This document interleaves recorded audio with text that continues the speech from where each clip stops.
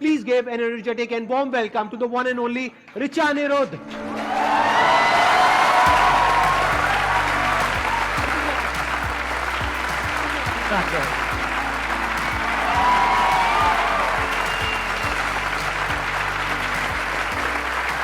Please बैठिए बैठिए। इनका YouTube के ऊपर एक बहुत ही पॉपुलर शो है जिंदगी विद रिचा के नाम से। और आपको एक बहुत इंटरेस्टिंग बात बताता हूं, आज से आई थिंक 12-13 साल पहले मैं आया था आपके शो में। 2009 में मैं इनके शो में गया था। जिंदगी लाइव के नाम से इनका एक शो था।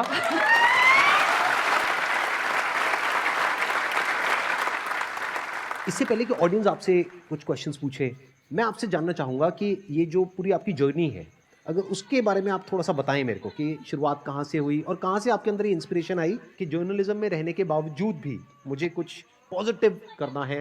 2002 आई जॉइंड जी। 2005 फिर मैं यहाँ आई, एक चैनल 7 शुरू हुआ था, चैनल 7 जागरण वालों का था, जो कि 2006 में IBN 7 बना, जिसमें फिर आप आए। 2007 में जिंदगी लाइव आ गया मेरी ज़िंदगी में, और जिंदगी लाइव नहीं आता तो शायद मैं जर्नलिज्म छोड़ के भाग जाती, क्योंकि 2006 तक आते आते मैं फ्रस्ट्रेट भी होने लगी थी कि हम क्यों, उसके पीछे क्या रीजन है?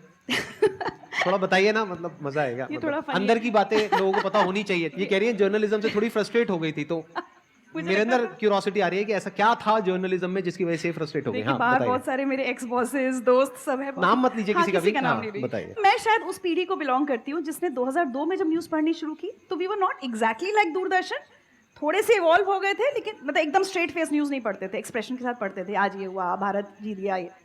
लेकिन जितना आजकल चिल्ला रहे हैं वो पिच हमारी कभी नहीं थी।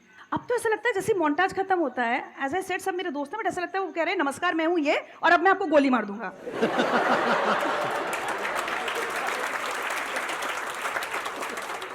लेकिन मैं ये कह सकती हूँ कि हम वो गुनहगार हैं जहाँ से इसकी शुरुआत हुई थी। हमारे टाइम पे वो सांप बिच्छू वाली स्टोरीज नहीं चलती थी, यहाँ बिच्छू, और या फिर प्रिंस गड्ढे में गिरा है वाली स्टोरी सबको याद होगी ना।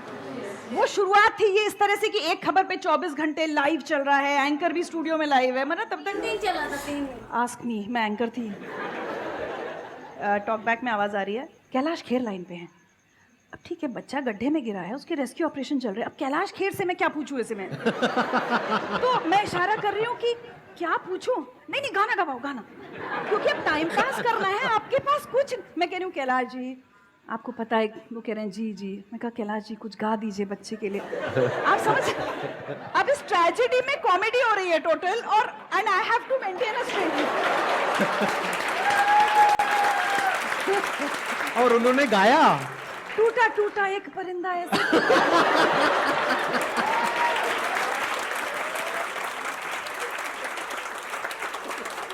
ये वो फेज था जब ये, ठीक है, आज जो गिरे हैं इसकी शुरुआत हमारे टाइम हो गई थी। आज गिरे हैं मतलब थोड़ा एक्सप्लेन करना चाहेंगे? Can you please elaborate? आप तो कितना चिल्ला रहे हैं। सो 2014 मुझे एक चैनल ने वापस बुलाया न्यूज़ पढ़ने, तो मुझे लगा भी कि क्या मैं अभी रेलेवेंट हूँ न्यूज़ की इंडस्ट्री में। तो उन्होंने कहा नहीं आप न्यूज़ पढ़िए, आपने इतने साल पढ़ी है। तो हम गए वापस। एक साल बाद जब वो कॉन्ट्रैक्ट रिन्यू होने का टाइम आया ना, मैंने कहा मुझे नहीं करना रिन्यू, क्योंकि मुझे समझ में आ गया कि मैं नहीं कर सकती अब ये।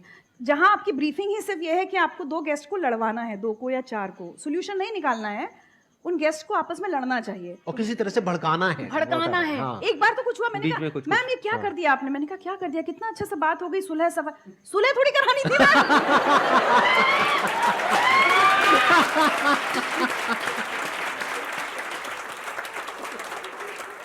एंड फिर मैंने 2015 was like the end of reading news, but उस बीच 2007 से 2014 तक जिंदगी लाइव आ गया, तो कम से कम मैं टिकी रही वहां पर जहां मैं थी। और वहां पे आई एम नॉट श्योर आप में से कितने लोगों ने देखा है, कितनों ने नहीं देखा है, बड़ा ही कमाल का इनका वो शो था जिंदगी लाइव, जहां पर मैं गया था। वहां की जो एनर्जी थी, जो ऑरा था, जो वाइब्स थी वहां की, उसकी शो की, सेट की, दैट वाज अमेजिंग।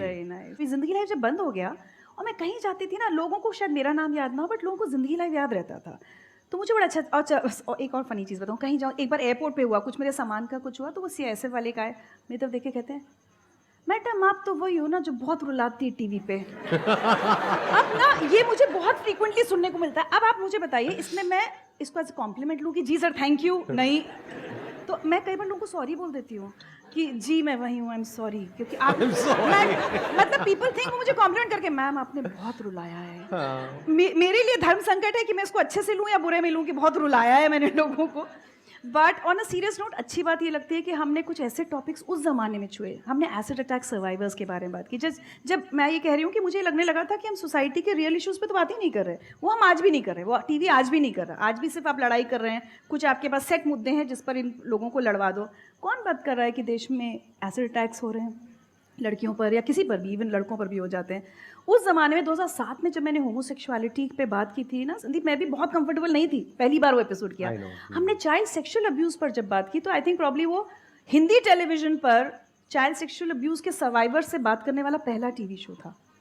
तो उस चीज़ का एक सेटिस्फैक्शन होता था। मोटिवेशनल तो बहुत किए, गरीब घरों के बच्चे जो आईएएस बन गए या आईआईटी में चले गए, डॉक्टर्स बन गए, वो तो गोविंद जायसवाल आज भी लोगों को याद हैं। आज भी आप सोचिए 2007 का एपिसोड है वो, 15 मुझे नहीं साल पता क्या बाद। था उसमें। वो रिक्शे वाले के बेटे हैं, बनारस में उनके पापा रिक्शा चलाते थे और वो आईएएस बने थे अच्छा। उस साल। एक में तो गोविंद जायसवाल आए थे, फिर एक में कुलदीप चहल, इंद्रजीत महाता, वो सब आईपीएस ऑफिसर्स हैं इस समय, कहीं कहीं एसएसपीज हैं, और कोई बिल्कुल बहुत गरीब मजदूर का बेटा था। तो क्या होता है, मुझे आज तक लोग ये कहते हैं, अब तो मुझे ब्यूरोक्रेट्स मिलते हैं जो ये कहते हैं कि जब हम पढ़ रहे थे और हमें जब हम डिमोटिवेटेड हो जाते थे तो हम ये देखते थे अरे जिंदगी लाइफ में अगर ये लड़का कर सकता है तो हम भी कर सकते हैं। तो एक वो मोटिवेशनल पार्ट भी किया और एक social awareness about acid attack, child sexual abuse, homosexuality, ये सब भी हमने बहुत काम किया।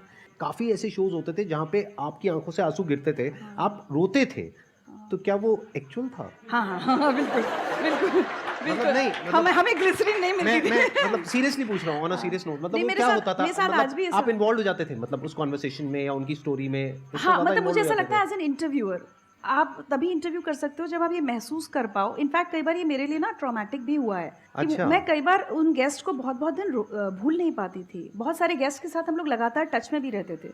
तो बस वही, अगर कोई मेरे सामने कोई मदर बैठी है तो मैं ये सोच अपने आप को एज अ मदर कि भाई मेरी भी एक बेटी है, ये हो सकता है। तो मुझे ऐसा लगता है कि हम बहुत डिटैच होकर ना कभी जर्नलिज्म कर नहीं सकते। जो बट कर मैंने रहे इसका उल्टा देखा है, प्लीज करेक्ट मी इफ हाँ, आई एम मुझसे कहा रॉन्ग, जाता मैंने ये था। देखा है कि मतलब बड़े कोल्ड होते हैं कि मतलब कोई किसी के साथ में कुछ हो रहा है उनको फर्क ही नहीं पड़ रहा, उनको अपनी न्यूज से पढ़िए। ऐसा हमने मूवीज में भी देखा है जिस तरह से जर्नलिस्ट, दिखाते हाँ, हैं, रिपोर्टिंग में और भी। एक्चुअल में रिपोर्टिंग में भी हमने देखा है। मेरे साथ तो एक्चुअली आपके साथ ऐसा नहीं होता था? नहीं नहीं, मतलब आप इनफैक्ट जब relate न्यूज़ भी करते थे? पढ़ती थी तब भी नहीं होता था। शायद इसीलिए कहते हैं ना, यूनिवर्स में आप जो एनर्जी दो वही आप अट्रैक्ट करते हो। मैं एज अ जब एंकर थी ना तो मुझे कई बार कह दिया जाता था अरे एंकर हो, बिल्कुल फ्लैट होके पढ़ जाओ खबर। जब आरुषि मर्डर केस हुआ था या निठारी कांड हुआ था उस ज़माने में, मतलब मैं कई बार कैमरा से मुझे हटाना पड़ता था कि भाई कुछ विजुअल्स लगा दो, ऋचा को हटाओ, क्योंकि ऋचा के आंसू टप टप टप बह रहे होते थे। तो मैं कहती थी कि भाई जर्नलिज्म तो one part of my life है ना, मैं अपनी इंसानियत कैसे भूल जाऊँ? मेरी भी एक छोटी बेटी है, मैं ये देख रही हूँ क्या हो रहा है।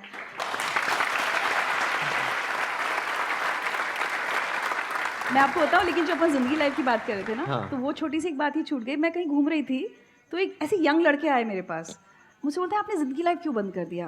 तो मैंने कहा वो तो बंद हो गया। फिर मैंने ऐसे ही पूछा अच्छा बताओ मैं यूट्यूब पे शो लाऊंगी तो देखोगे? तो बोलते अभी भी मैम क्लिप्स जो यूट्यूब पे ही डली हैं, हमने कभी डाली नहीं, ऑफिशियली न्यूज़ चैनल्स तो डालते नहीं थे उस ज़माने। बोले अभी भी वहीं देखते हैं, तो आप शो बनाओ। So some random strangers on the road actually motivated me to start जिंदगी with this was in Richa. Which year? हमने 2018 में शुरू किया ना, तो 17 अच्छा। के एंड तक आके मुझे वो वाइब्स मिलने लगी थी कि आप शो वापस लाइए वापस लाइए। तो हमने ज़िंदगी लाइव नहीं लाए क्योंकि मुझे लगा कल को नाम का कॉपीराइट का इशू ना हो जाए। और आप बिलीव करेंगे जो टीम IBN 7 मेरे साथ काम करती थी, मैंने सबसे कहा भाई अब लोग कह रहे हैं ला सकते हैं कि रिस्क ली जाए, पैसे वैसे नहीं है। मेरे सब कॉलीग्स ने कहा पैसों की चिंता नहीं करो, वी विल, हम सब कहीं कहीं नौकरियां कर रहे हैं ठीक है, लेकिन उससे वो सेटिस्फैक्शन नहीं मिल रहा। आपका शो बनाओगी हमें वो वाला सेटिस्फैक्शन मिलेगा कि अच्छा काम करने वाला। पहला सीजन मेरी किसी टीम मेंबर ने मुझसे पैसे नहीं लिए, किसी ने नहीं, एडिटर, कैमरा पर्सन, किसी ने नहीं। क्या बात है, हमने बहुत पहला बढ़िया। सीजन फ्री में ऐसे ही बनाया।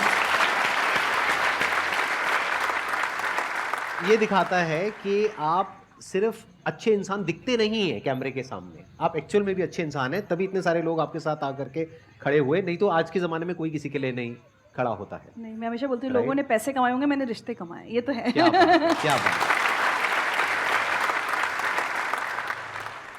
Hello ma'am. Hello sir. Hello. Ma'am पहले तो आप बहुत सुंदर लग रहे हो और आपको देख के एक एनर्जी फील हो रही है सच में, और वुमेन्स के लिए आप एक इंस्पिरेशन लग रहे हो। Thank you so much. और मैम मैं आपसे एक क्वेश्चन पूछना चाहती हूँ कि इस एज में भी खुद को एनर्जेटिक रखने के लिए और मोटिवेटेड रखने के लिए मतलब आप क्या करते हो? 2-3 चीज़ें हैं। मेरा एक तो ना, मेरी सबसे बड़ा टॉनिक मेरा काम है। इनफैक्ट मैं आज ही अपनी टीम को बोल रही थी कि अब क्या हुआ, कल मैं गुजरात में थी मतलब परसों मैं रन वाली साइड, गुजरात में भी बिल्कुल भुज अंजार साइड, वहाँ शूट कर रही थी। अपने शो के लिए? नहीं, एक डॉक्यूमेंट्री के लिए। अच्छा। कल रात 10:30 बजे मैं घर पहुंची हूँ, 10:30-11, क्योंकि फ्लाइट लेट हो गई। आज सुबह मैं यहाँ आ गई। परसों मैं अयोध्या और उसके बाद वाराणसी में लगातार ट्रैवल कर रही होंगी, मतलब अगले 15 दिन आई एम ट्रैवलिंग। तो मैं यही बोल रही थी कि चलो कोविड का वर्क फ्रॉम होम अब खत्म हुआ, अब ट्रैवलिंग शुरू हो गई, तो काम जब करती हूँ ना तो एनर्जी रहती है मेरे अंदर, मुझे ऐसा लगता है। दूसरा एक चीज़ मैं सोच के भी आई थी कि ज़रूर बोलूँगी आप सब यंगस्टर्स को, आप में से कितने लोग हैं जो कोई भी अपना मतलब प्रोफेशन के साथ कोई एक पैशन परस्यू कर रहे हैं, चाहे पेंटिंग करते हों, चाहे गाते हों, चाहे डांस करते हों। मेरे लिए म्यूज़िक एक बहुत बड़ा टॉनिक है। तो हमारे यहाँ मजाक होता है कि बारिश हो रही है तो इन्हें गाने सुनने, ये दुखी हैं तो इन्हें गाने सुनने, ये सुखी खुश हैं तो इन्हें गाने सुनने। कोई भी एक चीज़ आपकी लाइफ में अगर अपना पैशन है ना, कुछ अगर बचपन में कुछ करते थे उसको छोड़ना नहीं चाहिए। तो वो मुझे लगता है म्यूज़िक मुझे बहुत एनर्जी देता है। Whenever I am low I try and listen to music. किस तरह के गाने सुनते हैं आप? सब तरह के, डिपेंडिंग ऑन माई मूड। बारिश अभी तो 2 दिन से तो वो प्लेलिस्ट ही हमारी, बारिश जब के गाने बारिश चल अभी रहे तो खैर मैं होंगे। थी नहीं, कल रात से हाँ। वो शुरू हो गया। मुझे मेरा पर्सनल फेवरेट एक नीरज आर्या का पंचरंग, पता नहीं कितने लोगों ने सुना है, मत कर माया को आएंगे। मुझे स्पिरिचुअल सूफी ये सब ज़्यादा अच्छा लगता है।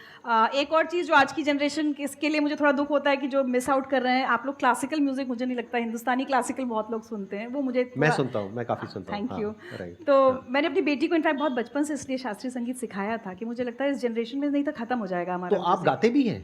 मैं नहीं, मेरी बेटी गाती है, she is a classical vocalist, उसने शुभा मुदगल जी से भी सीखा है इनफैक्ट। तो कुछ एक चीज़ मुझे लगता है कि संगीत, और जो संगीत हम आजकल सुन रहे हैं वो नहीं, एक्चुअली कभी कोशिश कीजिए, चाहे अपने आप को सिर्फ एक दवाई की तरह ना फोर्स कीजिए।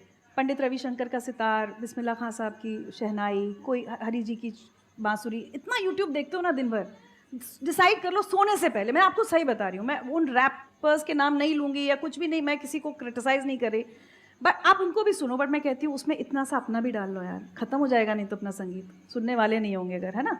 तो सोने से पहले 5 मिनट, ये भी एक मेडिटेशन है। आप हरी जी की बांसुरी कभी सुन के देखो ना, 5 मिनट में नींद आ जाए ना आपको, मेरी गारंटी। लेकिन हमने उस संगीत को कभी वैल्यू नहीं दी, जिसके लिए विदेशी पागल हो रहे हैं। विदेशों में कॉन्सर्ट्स देखो हमारे क्लासिकल म्यूजिशियंस के, हमने छोड़ दिया उसको। लाइफ में कुछ अपने एंकर्स हमेशा फिक्स रखने चाहिए। काम की भागदौड़ में फैमिली इज़ इम्पॉर्टेंट, कोई आपके कनेक्शंस, कोई आपके फ्रेंड्स, इतना मत दुनिया के उसमें, बिल्कुल सोशल मीडिया हमने इतना ज़्यादा कर दिया कि हर समय हम फ़ोन पर हैं, we are not even talking to the person sitting next to us. वो कुछ चीज़ें हैं। मेरे लिए I am a early riser, जो कि अगेन आप लोगों की जनरेशन के लिए तो शायद 10 बजे अर्ली मॉर्निंग होता होगा, मैं सुबह 5 बजे उठती हूँ। मैम आपने अनु कुमारी मैम का इंटरव्यू लिया है, तो मैम मेरा भी सपना है, मैं भी प्रिपरेशन कर रही हूँ IAS की, कि आप मेरा इंटरव्यू लो। क्या बात है, सिलेक्ट हो जाओ फिर करेंगे। तो मैम मैं ये पूछना चाह रही हूँ, जैसे मैम लड़कियों के लिए होता है, ज़्यादा बोलती हैं तो कितना बोलती है, तो आप तो जर्नलिस्ट हो तो मैम ऐसा होता है कि अगर ऐसी फील्ड है, बोलना पड़ता है, जाना पड़ता है, तो आपके भी ऑब्स्टेकल्स आए होंगे बहुत, आपको भी लोग ऐसे बोला करते थे? देखो फैमिली में ना मैंने एक बार एक मेडिटेशन कैंप में बड़ी अच्छी चीज़ सीखी थी कि ये करना घर जाके सब लोग, एक्सरसाइज हो सकता है आपने कहीं सिखाई भी हो। एक डॉट बनाइए जो आप हैं, उसके बाद सर्कल्स बनाते जाइए बाहर, तो इमीडिएट आपके बाद वाले सर्कल में फैमिली कौन, ठीक है, तो वो अगर मेरी मदर या मेरी नियर एंड डियर वंस हैं, उन सबको तो पता है, बहुत बोलती है, कोई बात नहीं, they all fine with it. उसके बाद रिश्तेदार क्या बोलते हैं, उनकी ना एक लेवल के बाद चिंता करनी बंद करनी पड़ेगी। मैं बहुत छोटी थी तब से थोड़ी क्रांतिकारी रही हूँ, तो हम तो बहुत करते थे सब, मतलब हमारी बुआ लोग कहती थी दादा की नाक कटा देगी लड़की क्योंकि मैं ना किसी बात पे भी कहती थी लड़का ऐसे करेगा तो मैं ऐसे कर दूंगी। जब बच्चे थे, मतलब 9-10th में रहे होंगे, एक बार मैंने अपने पापा से कहा कि अगर आपने ऐसे किया ना कि लड़के वाले आ रहे हैं, जाओ बेटा चाय लेके आओ, तो मैं उनके ऊपर चाय गिरा दूंगी फिर मैंने एक बार अपने फादर से कहा अगर आपने दहेज दिया मेरी शादी में तो मैं शादी नहीं करूंगी। तो I was considered a rebel since childhood. तो सबसे ज़्यादा टेंशन मेरी बुआओं को रहता था कि ये हमारे भाई की नाक कटाएगी एक दिन सोसाइटी में बड़े होके। थैंकफुली वो नहीं हुआ। तो ज़्यादा चिंता कर, सबसे बड़ा रोग क्या कहेंगे लोग, तो मैंने बहुत ज़्यादा चिंता ना कभी सीरियसली की नहीं लोगों की कि कोई क्या कह रहा है। I have to live my life my way. मैं जो बोल रही हूँ जिसको सुनना अच्छा लग रहा है सुन ले, नहीं सुन। मैं तो कई बार ट्विटर पे लिख देती हूँ लोगों को, भाई नहीं पसंद आ रहा तो अनफॉलो करो मुझे, मैं कहने तो आई नहीं थी कि फॉलो करो ना, मैं फॉलोअर्स के चक्कर में पड़ती हूँ। सो ज़्यादा चिंता कभी नहीं करनी चाहिए। ये तय है कि आप जितना आगे बढ़ेंगी आपको खींचने वाले रहेंगे। जब आप अपनी मंजिल पे पहुंच जाएंगी तब बहुत सारे ऐसे रिश्तेदार आ जाएंगे जिनको आपने ज़िंदगी में देखा भी नहीं था।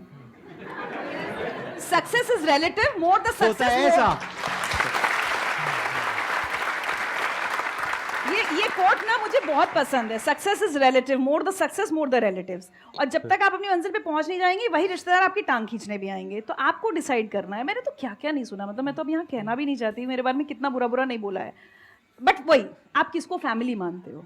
सो if your nearest and dearest family and your closest friends are convinced with what you are doing in life, उसके बियॉन्ड आपको चिंता करने की जरूरत नहीं।